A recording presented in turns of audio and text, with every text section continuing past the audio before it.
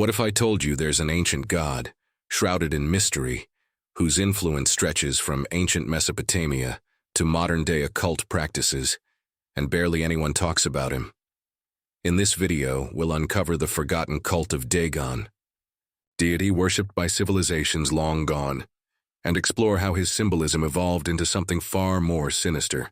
From his ancient roots as a god of fertility, to his resurgence in Lovecraftian mythos and occult circles, Dagon's story is unlike any other. Stick around to the end to discover the surprising modern-day connections and hidden meanings behind Dagon's resurgence in the occult world. Toward the end of the Bronze Age, a period marked by the rise of great civilizations in the Mediterranean Levant, various Semitic peoples, such as the Amorites and Canaanites, shared similar religious and mythological traditions. Within their complex pantheons, one figure stood out among all others: Dagon, a god whose worship is far older than most people realize. The cult of Dagon was not only part of these people's beliefs, but it also spread across vast regions and civilizations that venerated him in different ways over the centuries. The oldest records indicate that Dagon, whose original name was Dagon, was a god of fertility, grain, and agriculture. His name, in fact, comes from the Semitic word Dagon, which means grain. In the earliest versions of his myth, it was said that he had taught humans how to cultivate wheat, use the plow, and generally master the agricultural techniques that sustained these civilizations. But his influence went far beyond that. Dagon was not just an agricultural god, but also a creator god, to whom power over both the heavens and the earth was attributed. The earliest historical records mention him in ancient Mesopotamia, where he was considered the father of the gods, holding a prominent place alongside figures like Anu, the supreme god of the Sumerians and Akkadians. In fact, Dagon was seen as a figure equivalent to Anu in the Levant region, which demonstrates the extent of his worship and his importance. But how does this agricultural deity transform into a god of the deep sea? As the cult of Dagon expanded and evolved, so did his image. At some point, the name Dagon began to be associated with the Semitic word dag, which means fish. It was then that Dagon started being depicted as a creature half man, half fish, reflecting not only his connection to fertility and agriculture, but also to the sea and its mysteries. This shift in his iconography is key to understanding the transformation of Dagon throughout history, as he not only transitioned from an agricultural god to a maritime deity, but also became a symbol of the duality between the conscious and the unconscious worlds, between the visible and the hidden. The cult of Dagon was not exclusive to a single civilization. Among the Semites, his worship spread from Mesopotamia to the coasts of the eastern Mediterranean, where several important cities built temples in his honor. In Byblos, Tyre, Sidon, Ashdod, Gaza, Ugarit, Mari, and Ebla, large temples were erected for Dagon, reflecting his significance in both the Canaanite and Phoenician worlds. However, it was among the Philistines that his cult reached its peak. The Philistines, descendants of the enigmatic sea peoples, adopted Dagon as one of their principal deities.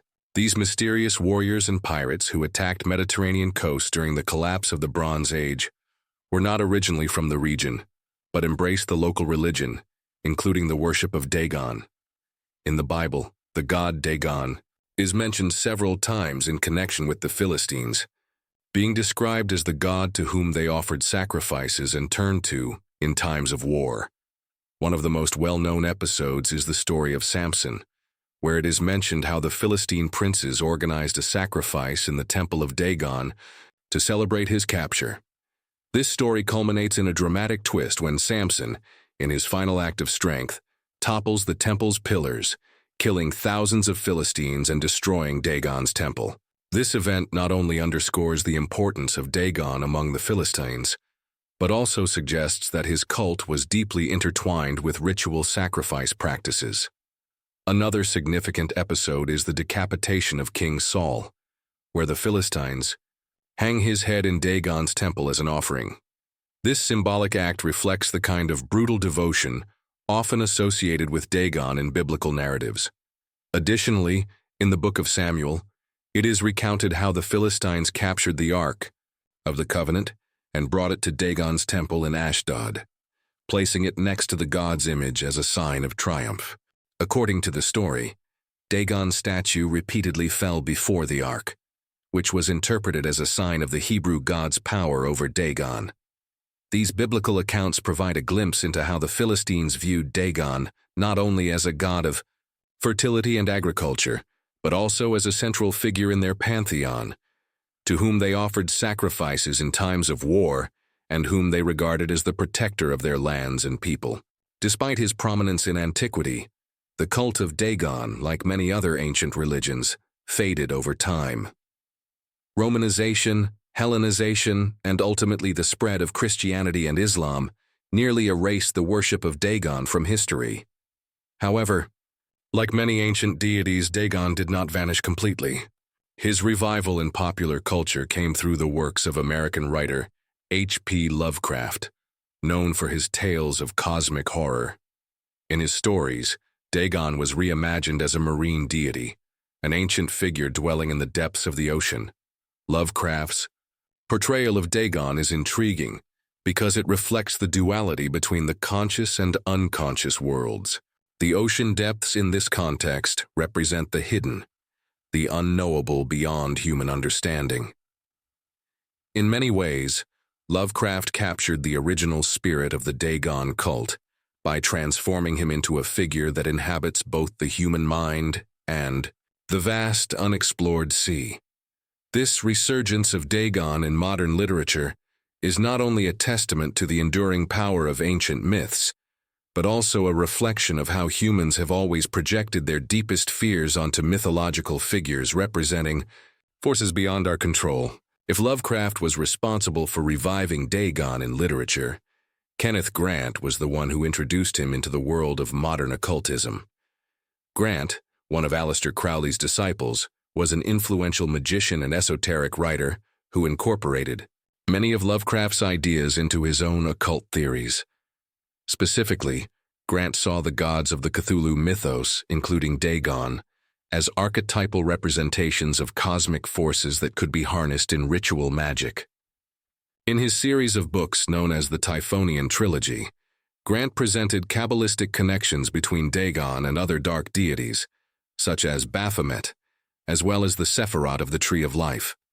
For Grant, Dagon was not just a literary figure, but a manifestation of cosmic forces, representing the darker aspects of the unconscious.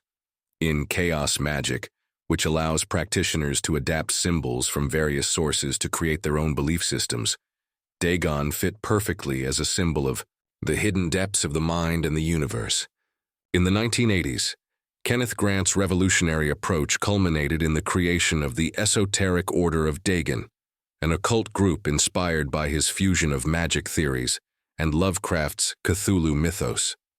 This order adopted the teachings of chaos magic, an esoteric approach that promotes flexibility and adaptability in belief systems, allowing practitioners to personalize their rituals and symbols based on their individual goals.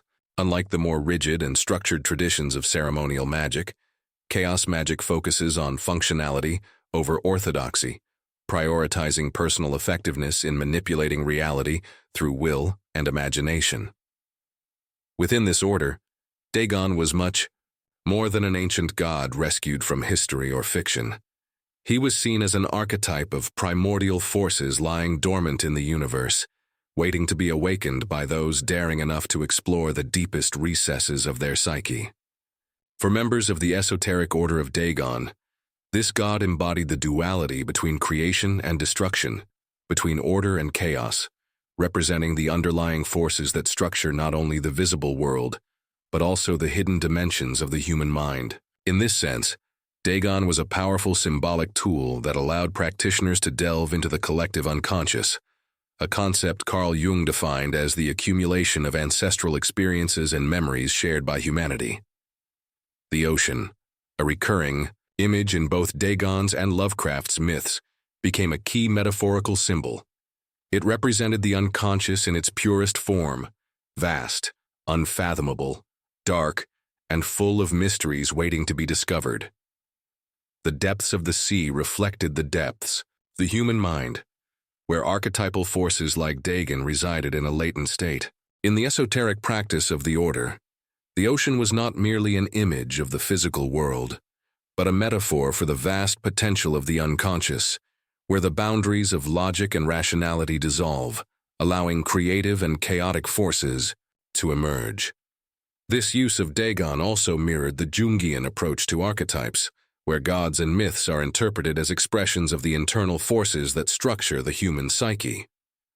Just as Jung used myths to explain psychological processes, the esoteric order of Dagon used this mythological figure to channel and explore deep psychic energies, forging a symbolic connection between the primordial chaos of the ocean and the structural disorder of the human unconscious. The intent was not to worship Dagon in a conventional religious sense, but rather to use him as a catalyst to awaken these latent forces and harness them in magical rituals. Dagon, as an archetype, offered a malleable structure within the framework of chaos magic. For the order's practitioners, this god of the depths symbolized the fusion of the creative and the destructive, acting as a mediator between the material and spiritual planes. Through their rituals, initiates sought not only to connect with these hidden cosmic forces, but also to alter their perception of reality, and by extension, influence the world around them. This is the core of chaos magic, the belief that reality itself is fluid and malleable, and that symbols like Dagon can be used to reconfigure that reality through the practitioner's will. In the esoteric order of Dagon, the god was not merely a figure to be worshipped, but a representation of the archetypal powers that govern both the cosmos and the human mind. Dagon embodied the mysteries of what lies hidden, both in the depths of the sea and in the unconscious, offering members of the order a pathway to explore and manipulate these forces in their quest for personal and spiritual transformation. This approach not only reflected a profound understanding of the occult forces in the universe, but also an intimate connection with the internal processes of the psyche. Dagon, like other archetypal figures, allowed practitioners to confront their deepest fears, repressed desires, and hidden shadows, while providing a framework to integrate these forces into a deeper understanding of themselves and the world around them. What makes the case of Dagon so fascinating is how he has managed to survive through the centuries. From his origins as a fertility god in the ancient Levant, to his transformation into a marine deity in Lovecraft's works, and his adoption by modern occultists, Dagon has proven to be a powerful and enduring symbol. Today, although sacrifices are no longer made to him in temples, Dagon remains a figure that inspires respect and fear in those who explore the mysteries of the unconscious and the hidden forces of the universe. His resurgence in modern occultism is nothing but a testament to the power that ancient myths hold over the human mind. Dagon, like many other forgotten deities, remains relevant because he represents something that goes beyond his time, the duality between the visible and the invisible, between the conscious and the unconscious, between order and chaos. Thus, the ancient Mesopotamian god has managed to transcend time and space, remaining a key figure in the collective imagination. Ancient myths never fully disappear, they simply change shape, adapting to the times while maintaining their essence. And Dagon, in his mysterious depth, still waits in the shadows, ready to be rediscovered by those who dare to look beyond the surface. From ancient times in Mesopotamia to his unexpected revival in the 20th century, the figure of Dagon has traveled a fascinating path filled with transformations. Beyond being just an ancient god, his symbolism has transcended cultures, times, and borders, adapting and evolving to remain relevant in our exploration of the deepest mysteries of the human mind and the universe. What makes Dagon so special is not just his longevity, but what he represents, the union between the known and the unknown, between the conscious and the unconscious. He invites us to look beyond the surface, to dive into the depths of our own being, and to confront the hidden forces we all carry within. This power of transformation and discovery is what has kept his cult alive, both in ancient civilizations and in modern occultist currents. If you enjoyed this journey through the mysteries of Dagon, be sure to like and subscribe to the channel for more fascinating content on mythology, occultism, and the enigmas of the universe.